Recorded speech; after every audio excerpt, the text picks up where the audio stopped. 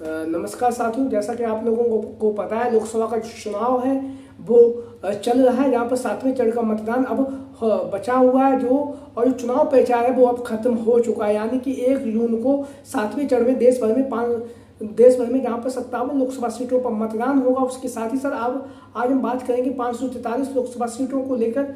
आज अपनी इस वीडियो में हम बात करेंगे, तो देरी ना करते हुए हम 543 लोकसभा सीटों का जो रुझान है वो क्या कह रहा है उसको लेकर हम आज बात करने वाले। इसके साथ साथ हर राज्य के बारे में बताएंगे कौन से राज्य में कौन सा जो गठबंधन है वो मजबूत स्थिति में नजर आ रहा है। तो एक एक करके बात करेंगे। हम शुरुआत करेंगे दिल्ली से। दिल्ली में जहाँ पर 7 लोकसभा सीटें हैं, उन 7 लोकसभा सीटों में से 4 लोकसभा सीटें इंडिया गठबंधन के पक्ष में जा रही है, वहीं पर 3 लोकसभा सीटें एनडीए के खाते में जाती हुई नजर आ रही है। हम बात करेंगे लद्दाख की, जहाँ पर 2 लोकसभा सीटें हैं, एक इंडिया को एक एनडीए को जाती हुई नजर आ रही। कश्मीर जहाँ पे 6 लोकसभा सीटें हैं, 6 की 6 जो है इंडिया गठबंधन के पक्ष में जाती हुई नजर आ रही है। बंगाल जहाँ पे 42 लोकसभा सीटें हैं, उनमें से 36 लोकसभा सीटें इंडिया के खाते में जा रही, वहीं पर 6 लोकसभा सीटें एनडीए के खाते में जाती हुई नजर आ रही है। हम बात करेंगे मणिपुर, जहाँ पर 2 लोकसभा सीटें, 2 की दोनों लोकसभा सीटें इंडिया के पक्ष में जाती हुई नजर आ रही है। मेघालय की बात करेंगे, 3 लोकसभा सीटें हैं,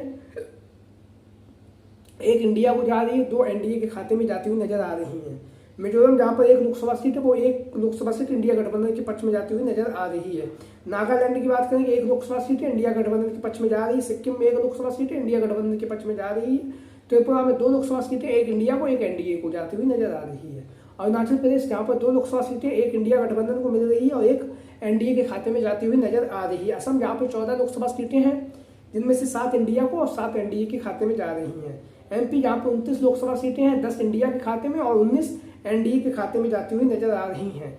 लक्षद्वीप जहाँ पर 1 लोकसभा सीट है, वो लोकसभा सीट जो है इंडिया गठबंधन के पक्ष में जाती हुई नजर आ रही है। पांडुचेरी 1 लोकसभा सीट है, इंडिया गठबंधन के पक्ष में जाती हुई नजर आ रही है। आंध्र प्रदेश 4 लोकसभा सीटें हैं, 2 इंडिया को 2 एनडीए के खाते में जाती हुई नजर आ रही है। तेलंगाना 14 लोकसभा सीटें, 10 इंडिया को 4 एनडीए को।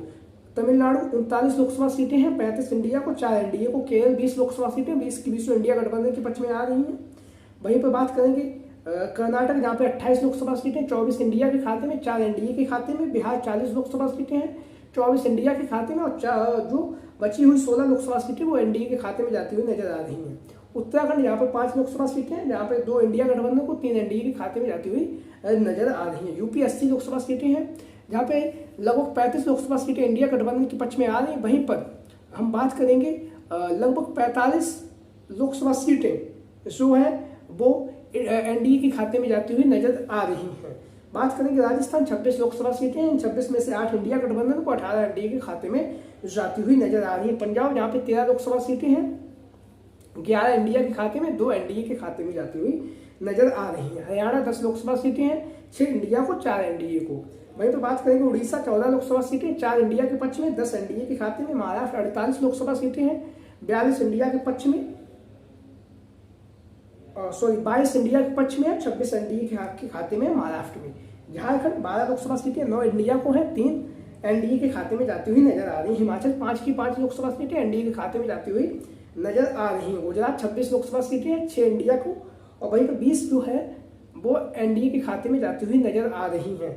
और गुजरात में जहाँ पर पिछली बार जब चुनाव हुआ था 2019 में, तो 26 की 26 लोकसभा सीटों पर एनडीए ने जीत हासिल की थी। हम बात करेंगे अब गोवा की 2 लोकसभा सीटें, 2 की 2 लोकसभा सीटें इंडिया गठबंधन के पक्ष में जाती हुई नजर आ रही हैं। अगर हम इस सर्वे को मोटा मोटा देखें तो कहीं ना कहीं इंडिया गठबंधन जो है उसकी स्थिति एनडीए की अपेक्षा में इस बार मजबूत स्थिति मानी है। कहीं ना कहीं जो इंडिया गठबंधन है वो बहुमत के आंकड़े को छूता हुआ नजर आ रहा है, क्योंकि इस बार के जो चुनाव है वो आप सभी लोगों को पता भी है कि जिस तरह से जो चुनाव हो रहा है उस चुनाव में जनता चुनाव में अपना वोट भी दे रही है। वोट देने के साथ साथ लगातार विभिन्न तरह के जो ओपिनियन पोल हो रहे हैं, चाहे वो गोदी मीडिया के ओपिनियन पोल हो या फिर जो अन्य जो यूट्यूबर्स हैं उनके ओपिनियन पोल हो, लगातार जनता इंडिया गठबंधन के पक्ष में माहौल बनाए हुए और लगातार आप लोगों ने बहुत सारे ओपिनियन पोल देखे होंगे जहाँ पर लगातार इंडिया गठबंधन की सरकार बनती हुई नजर आ रही। जनता भी इंडिया गठबंधन की जो सरकार है उसे पसंद भी कर रही है, क्योंकि उसके कारण भी बहुत सारे हैं।